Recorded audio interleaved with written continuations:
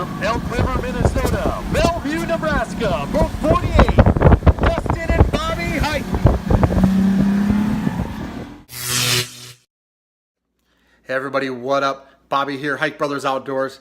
Hey, hopefully you're going to get out fishing this weekend. It is Memorial Weekend. Get the kids out there, have a little fun. I wanted to talk to you a little bit about Dustin and I's trip we had out west to McConaughey.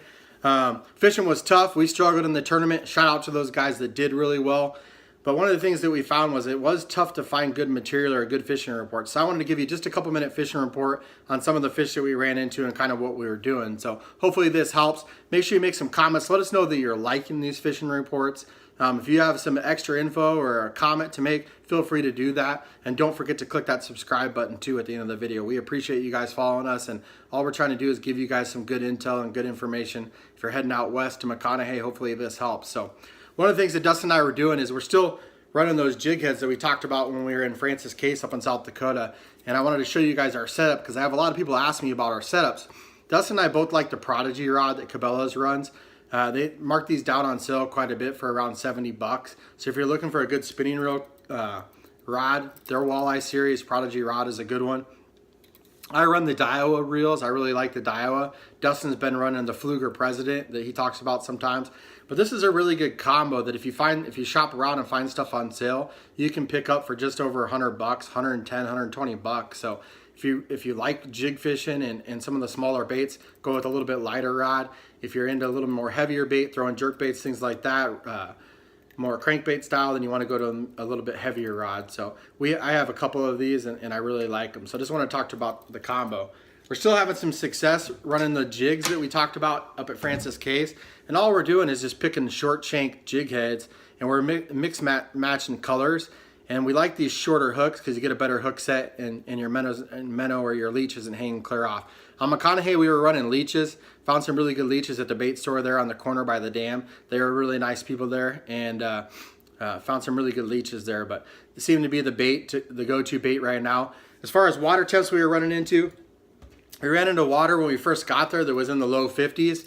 A little bit of a cold front hit over the weekend. A storm came through, and the water cooled down around 47, 48 degrees around the dam. I'm assuming that the water is going to keep warming up. I've been told that Memorial Weekend up there is always good. The alewives will start moving up into some of the cuts, and they'll actually start spawning, and the walleye will really turn on, and they get easier to catch in the shallow water.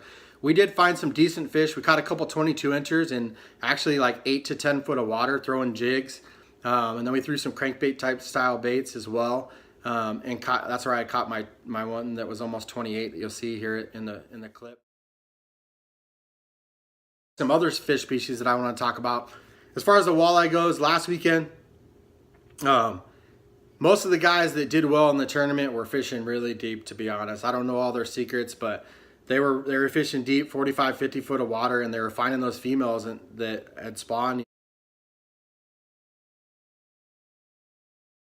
a couple weeks ago, and really nice fish weight in that tournament. Not quite our style, fishing super deep, because you're just trolling back and forth, look for the giant groups of people, and that's what they're doing. So if that's what you're into, hey, more power to you.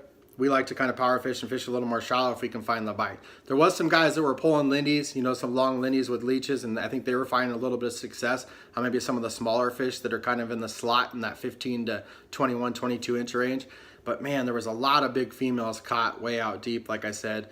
And you'll see those guys out there, they're running the snap weights. Dustin and I tried the snap weight system. We've never done that before. We're just new into this walleye game as far as the tournaments go. We tried some 4 and 5 ounce snap weights and didn't really have too much success with it. So it's something we're going to be experimenting with, hopefully learn a little more. As far as the smallmouth goes on McConaughey, we did find some really good smallmouth there. Dustin had one that was about 4 pounds.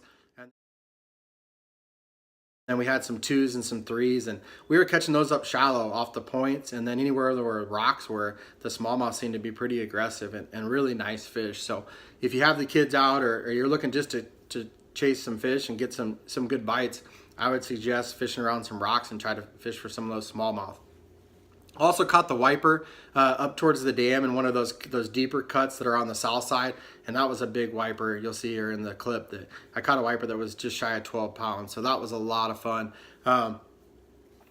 As far as other fish species, That was the main thing that we fished for. We fished for walleye and then the smallmouth. So hopefully you guys get out this weekend, have a little fun. Like I said, make some comments, let us know if you're finding success. And all we're trying to do is help you guys out. So make sure you click that subscribe button. Stay tuned for more action. Thanks for stopping by.